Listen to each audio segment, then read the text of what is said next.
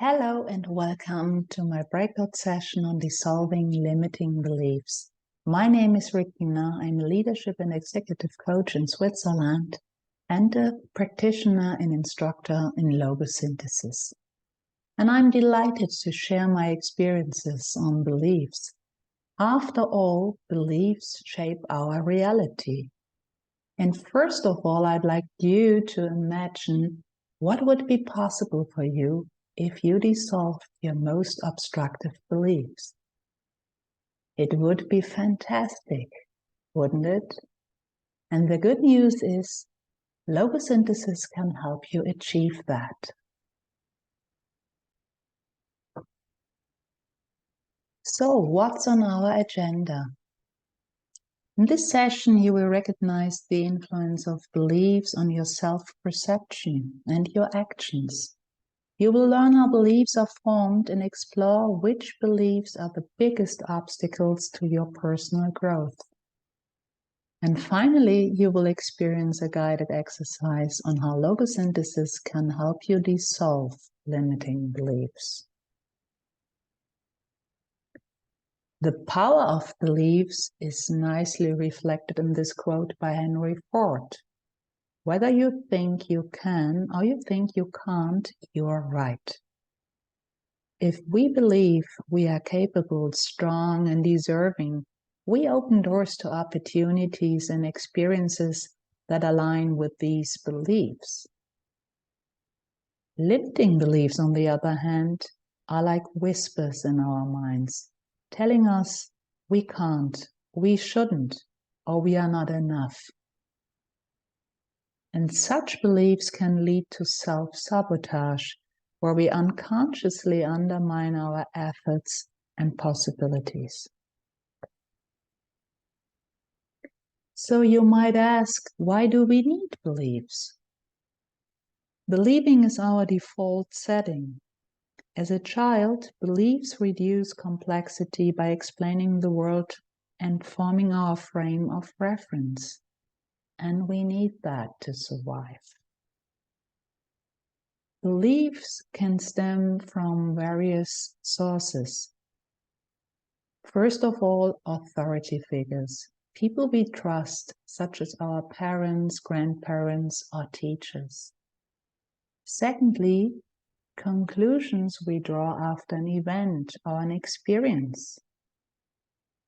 Or finally, societal conditioning. And beliefs will manifest in perpetuated inner narratives. These are the stories we tell ourselves again and again. To give you a concrete example, please join me in my heroine's story. You will find actual photographs of me. Born in 1964 as an only child of my parents, I was treated like a princess and called Goldie, which means a little piece of gold. My parents instilled in me the belief that nothing is impossible and that I can achieve anything I set my mind to. They encouraged me to explore the world and learn as much as I could. And in my first years, beliefs such as I can learn everything I want, I forge my destiny, and I'm loved, emerged.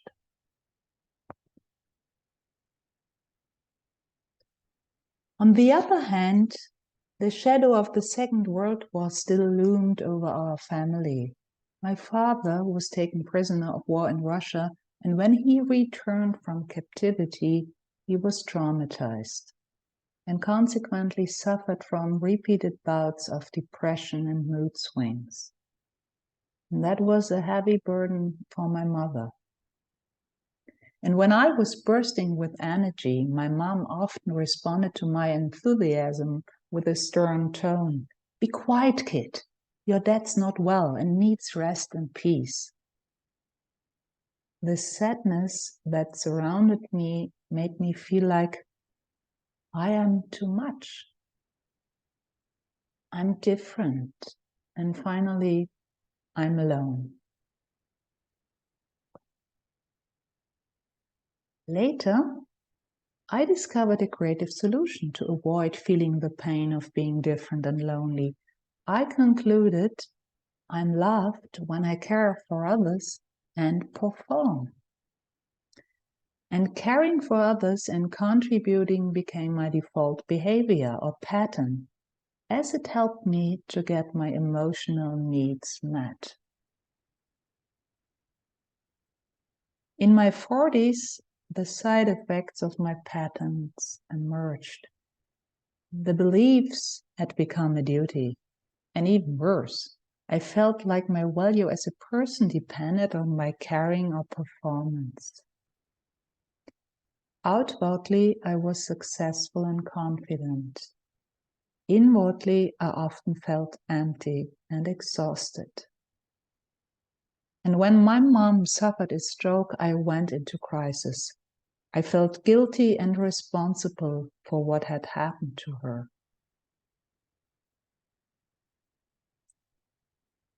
You can call it coincidence or synchronicity.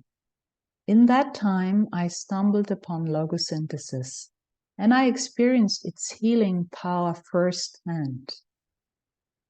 A coach helped me to let go of the belief that I was responsible for my mother's happiness.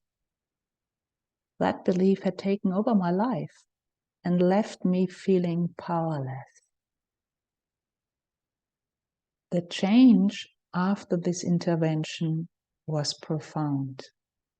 Even though my mom's situation remained the same, I was different and finally able to take care of myself without feeling guilty.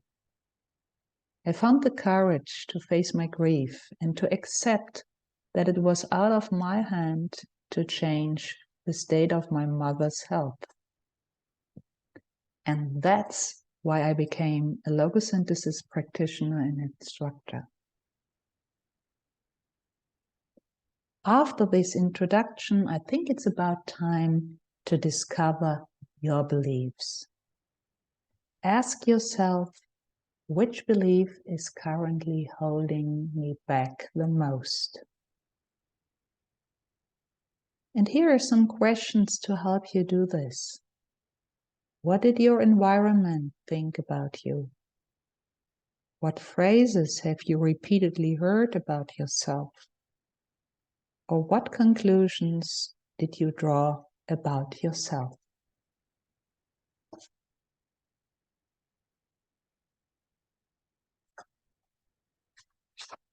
Now, are you ready to take a bold step toward dissolving a limiting belief?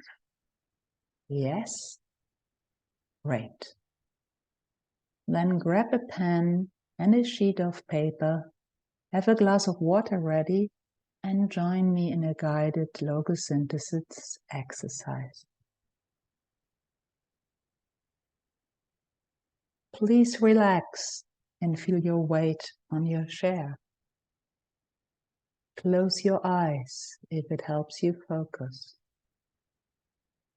Take a moment to tune in and ask yourself, which belief currently holds me back the most?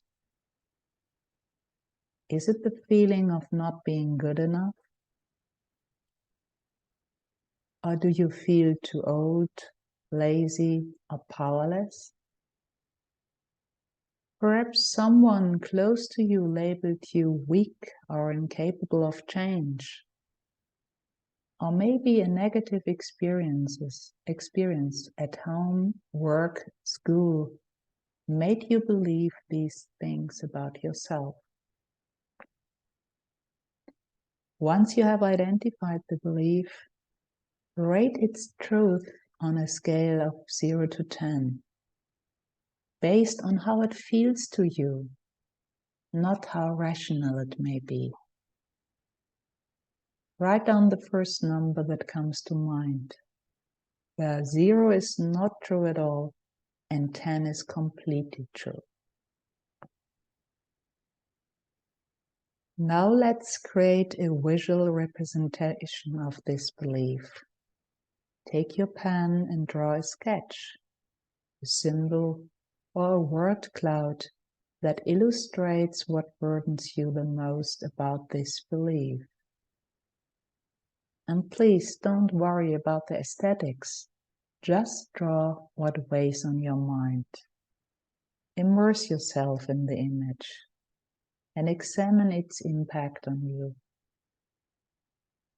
What triggers the image? What is happening physically and emotionally?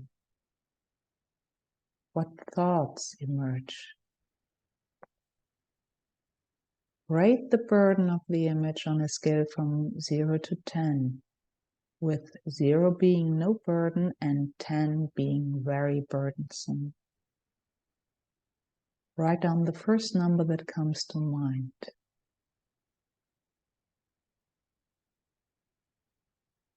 Now it's time to start the exercise. Repeat the following 3 sentences aloud without thinking about the meaning. Count backwards slowly and silently from 40 during the pauses between each sentence. This helps your brain to relax. Your first sentence. I retrieve all my energy bound up in this image and everything it represents, and take it to the right place in myself. Please relax, let the words do their work. Slowly and silently count backward from 40.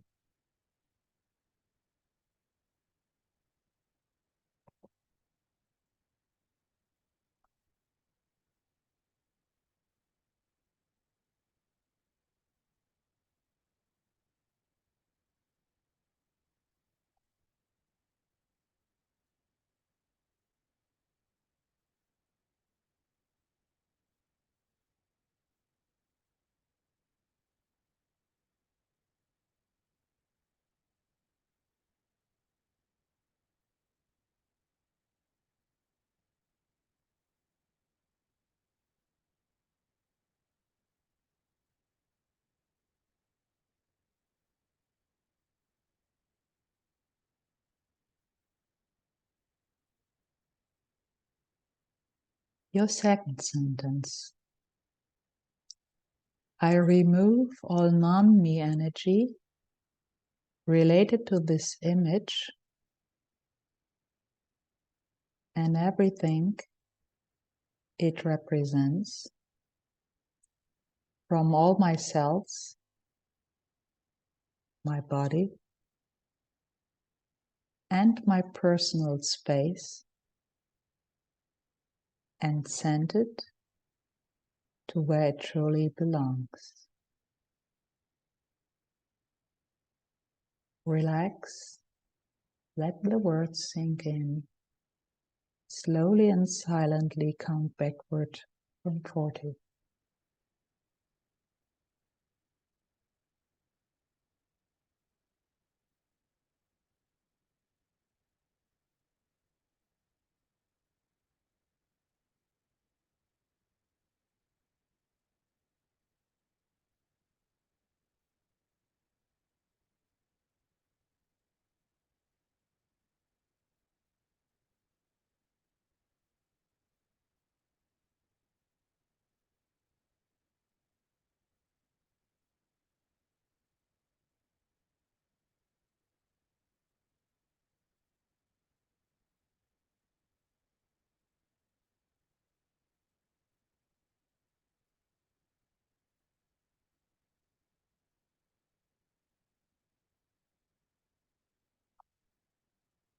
Your third sentence. I retrieve all my energy bound up in all my reactions to this image and everything it represents, and take it to the right place in myself. Relax. Let the words do their work. Slowly and silently count backward from 40.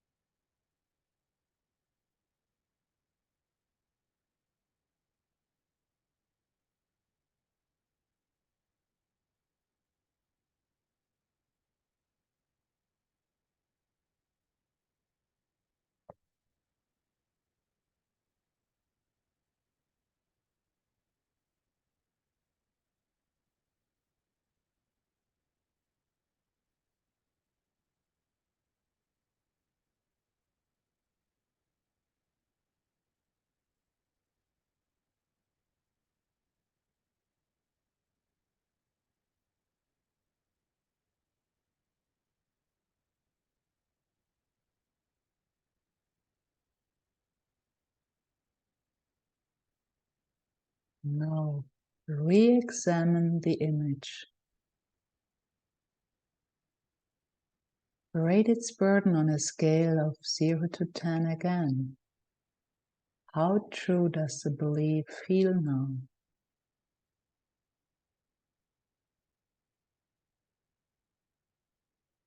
What has changed? How burdensome is the belief now on a scale from 0 to 10? What has changed?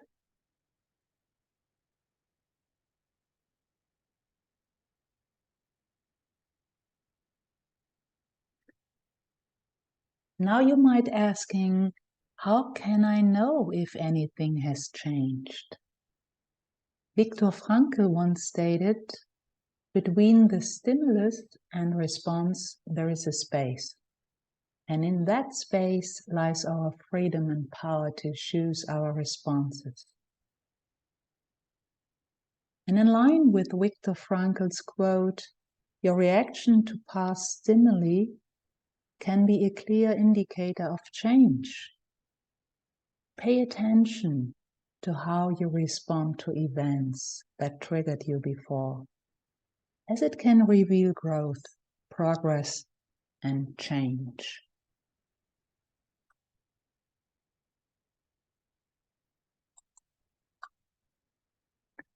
Now we have come to the end of this breakout session.